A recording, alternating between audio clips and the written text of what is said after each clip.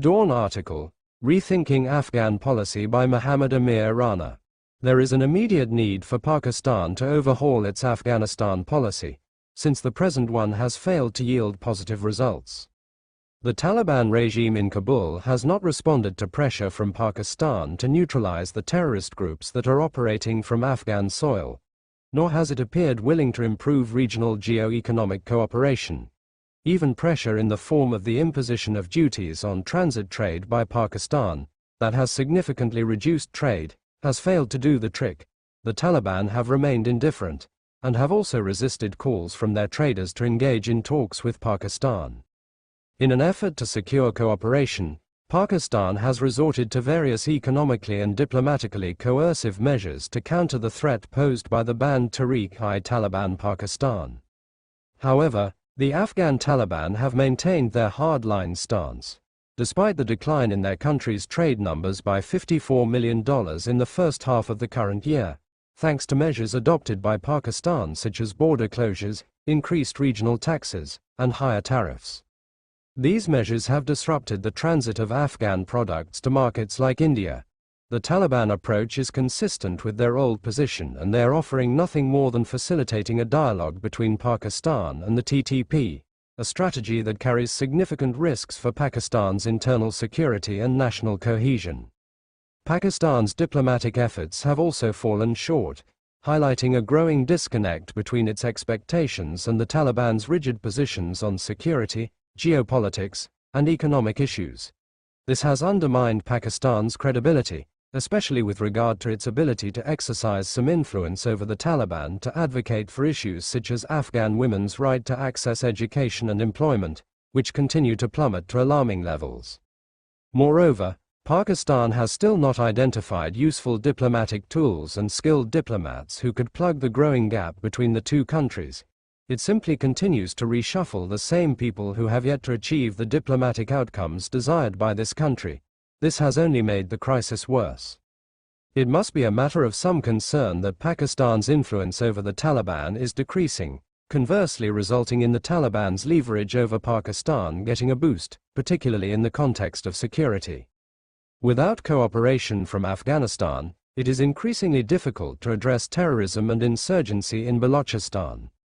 These issues are becoming more complex, with a 27% increase in terrorist attacks reported last month compared to the previous month, a trend that has persisted for several months now.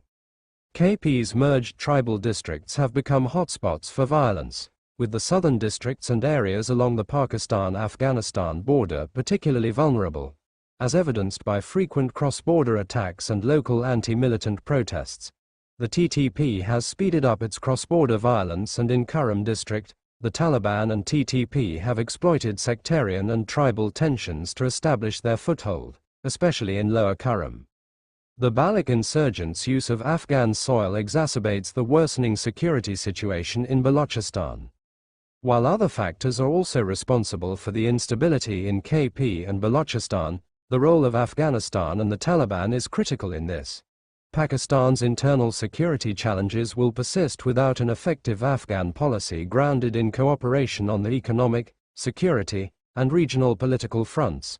Military campaigns, whether small or large scale, will likely prove ineffective without a comprehensive reassessment of Pakistan's current Afghan policy. The Taliban's relations with their Central Asian neighbors are comparatively stable, as well as with Russia and China, which has encouraged the Taliban leadership to assert itself vis-a-vis Pakistan. Now, the Taliban are more interested in transnational mega-development projects, which will strengthen their position and allow them to balance their economic and political relations with Pakistan. The Taliban regime is particularly jubilant about the Turkmenistan-Afghanistan-Pakistan-India project, the necessary machinery for which has arrived in Afghanistan. The project is expected to be completed in 2 years. The Taliban are also trying to restructure their relationship with India for multiple purposes, but mainly to balance their relations with Pakistan. However, their source of strength and confidence are Russia and China, both of which want to counter American influence in the region and gain their cooperation for counterterrorism (CT) purposes. Pakistan has several options to address the challenges it faces, including developing regional CT cooperation beyond the limited scope of the Shanghai Cooperation Organization framework. Strategically, Pakistan can reduce Afghanistan's leverage in transnational energy and economic infrastructure projects by ensuring it is not the end-user destination for such initiatives. However, Pakistan's options are constrained. Iran remains under sanctions, complicating the execution of gas pipeline projects. China has multiple channels with Central Asia and can utilize shorter routes via the Wakhan corridor if necessary. And India, aware of the political and strategic challenges of these projects, remains a complex partner. Still, Pakistan can look into CBMs with its eastern neighbor to address mutual concerns. Negotiating with the TTP is not a viable solution and risks escalating the conflicts that are ongoing in the tribal districts.